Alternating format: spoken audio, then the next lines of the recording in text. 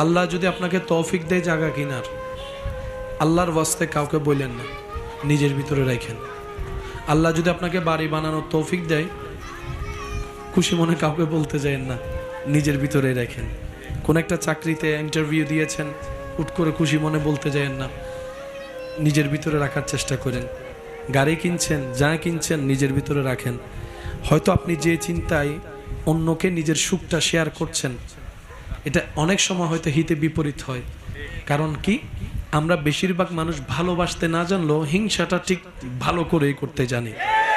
আমরা বেশিরভাগ মানুষ কারো উপকার করে সামনে এগিয়ে দিতে না পারলেও কিভাবে টেনে নামাতে হয় সে ধরনের হাজারটা প্ল্যানিং নিজে না পারলেও 10 জনকে মিলে করতে জানি।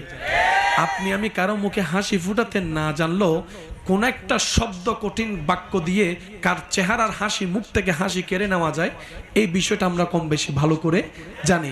কেন বলছি এই কথাটা? শুনতে একটু অড লাগলেও কিন্তু জিনিসটা বাস্তব।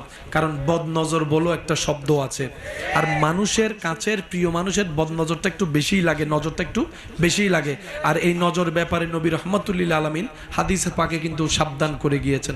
সেজন্য আপনার এই জীবন চলার পথে আপনার যাই আল্লাহ পাক দিয়েছেন, দিচ্ছেন, দিবেন, নিজের ভিতর একটু কষ্ট করে সেভ করে রাখার চেষ্টা করবেন।